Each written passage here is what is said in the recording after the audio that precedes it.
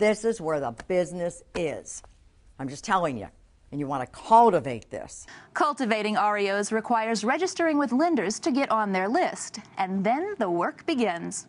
Now, when you get the REO, one of the first things you're going to do, obviously, is do a broker price opinion, because they're going to order an appraisal, and they should not be any more than a 10% variance.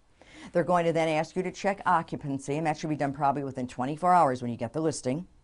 You're going to have to do simple things to maintain the property and pay for things that you will then submit to the lender to be reimbursed for. So you should keep all of your invoices, copies of checks that you've paid with, or credit card statements to show what you've paid with, so they know it's really been done.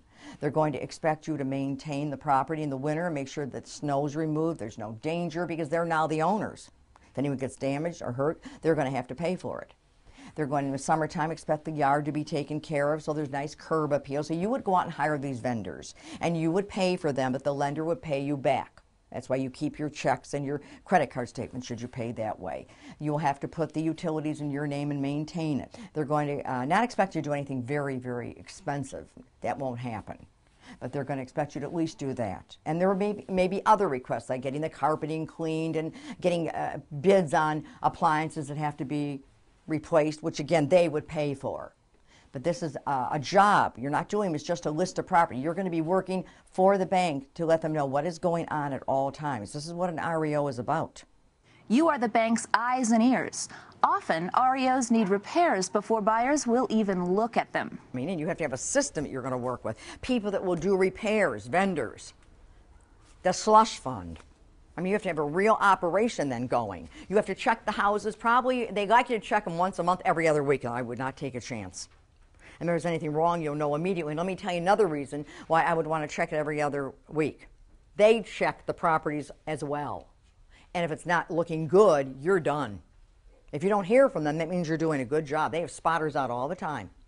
3 complaints and you're out when you're doing REOs. That's why you must be very careful how you handle the other agents when they come in. That you treat them with respect, you keep them in the loop so they know what's going on, so they're happy with you. You don't want to have that 3 strikes and you're out ball game. And that's how strict they're becoming. Because they know that everybody would like to get into this field. It's lucrative. It's lucrative if you can move property quickly. The bank sets the time frame because every day the bank owns it, it costs. So today your listing usually is 90 days. And obviously you want to sell it as quickly as you can during that 90-day period, because when you get to the end of that 90-day period, they get very nervous because those loans are non-performing assets in the bank. And if it doesn't sell at that 90-day period, they come in and the regulators come in and start auditing the records again, and they see that loan is sitting there. Why is it sitting there? Why wasn't it sold? And this can reduce their surplus also for lending. So they are very anxious to get rid of these loans as quickly as possible. Again, they're not in the real estate business. They got this because they had no choice. So they want it to go as quickly as possible, and they want it for the best possible price as well. There is a big misconception out there that if they see REO, that somebody can come in and offer 50 or 60% on the dollar. It's not going to happen.